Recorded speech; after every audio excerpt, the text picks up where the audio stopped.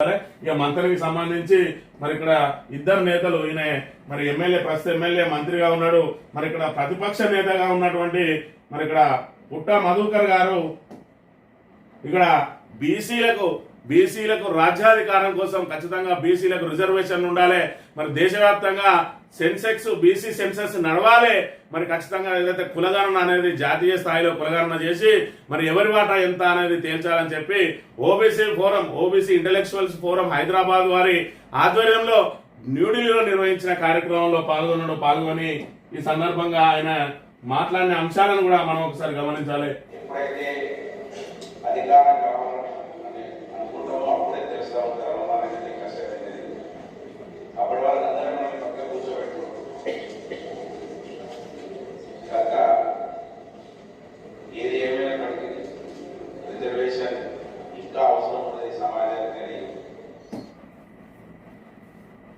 అంబేద్కర్ గారు రాజ్యాంగం రాసినప్పుడు చెప్పిండు 10 సంవత్సరాల తర్వాత రిజర్వేషన్లు అన్నింటినీ కూడా రద్దు చేయాలని. కానీ ఆ రోజు ఏమనుకున్నాడా అంబేద్కర్ అని అంటే రిజర్వేషన్ల ద్వారా పూర్తి స్థాయిలో మరి ఇక్కడ అందరికీ ఫలాలు అంది సమానత్వం వస్తుంది, కులాలు అన్ని పోతాయి, మనుషులంతా ఒకటే అవుతారు అని చెప్పి ఆ రోజు అంబేద్కర్ అనుకున్నాడు. కానీ అప్పటికి ఇంకా బీసీల రిజర్వేషన్ అమలే కాలేదు. బీసీల రిజర్వేషన్ అమలుకి ఎప్పటికి వచ్చిందంటే 1980 తర్వాత ఏదైతే విపి సింగ్ ప్రభుత్వం వచ్చిన తర్వాత మరి బీసీలకు అది కూడా విద్య మరి ఉద్యోగాలలో మాత్రమే వచ్చింది, రాజకీయ పరంగా మరి స్థానిక సంస్థలకే పరిమితమైంది.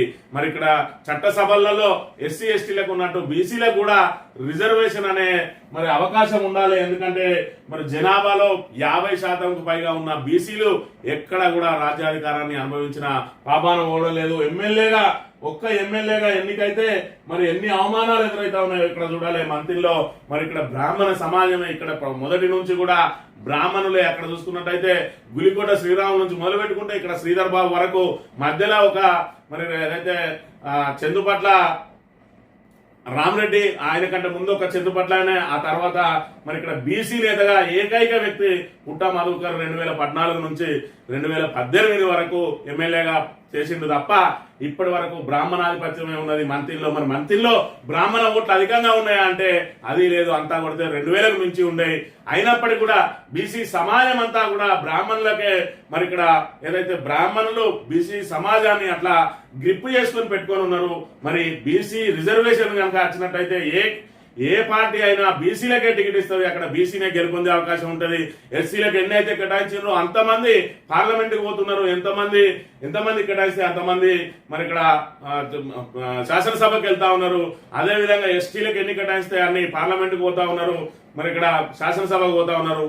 బీసీలకు టికెట్లు ఇస్తే మాత్రం బీసీలకు పార్టీల వారిగా మేమేదో ఇచ్చినవన్న చందంగా ఇస్తా ఉన్నారు. దాంతో ఇక్కడ బీసీ ఆయనకు బీఆర్ఎస్ ఇస్తే మరి కాంగ్రెస్ బ్రాహ్మణ ఆయనకు ఇస్తుంది, ఇంకొకడ కాంగ్రెస్ బీసీ ఆయనకి ఇస్తే బీఆర్ఎస్ బీజేపీ రెడ్డి ఆయనకి ఇస్తాయి. దాంతో అక్కడ బీసీలందరూ కూడా నిలబడడానికి మాత్రమే పనికొస్తున్నారు తప్ప మరి వాళ్లకు ఇంకా కూడా మరి ఎమ్మెల్యే పదవులే అందని ద్రాక్షగా ఉన్నాయి, ఇంకా సీఎం పదవి ఎన్నడు రావాలి అనే ఆలోచన చేసి మరి ఖచ్చితంగా బీసీలకు చట్టసభల్లో రిజర్వేషన్ కావాలి. దానికంటే ముందు బీసీలు ఆర్థికంగా బలోపేతం కావాలి, ఉద్యోగ రంగాల్లో వాళ్ళ వాటా వాళ్ళకు దక్కాలని చెప్పి ఓబీసీ ఇంటలెక్చువల్ ఫోరం వాళ్ళు మరి న్యూఢిల్లీలో నిర్వహించిన కార్యక్రమానికి మరి వద్దిరాజు రవిచంద్ర అదేవిధంగా మరి ఇక్కడ మధుసూదనాచార్యులతో పాటు పుట్ట మధుకర్ గారు, శ్రీనివాస్ గౌడ్ గారు, చిరంజీవులు గారు మాజీ ఐఏఎస్ అధికారి ఆయన ఆధ్వర్యంలో నిర్వహించిన కార్యక్రమానికి న్యూఢిల్లీలో హాజరై వాళ్ళ బాణిని వినిపించిన పరిస్థితిని మనం ఇక్కడ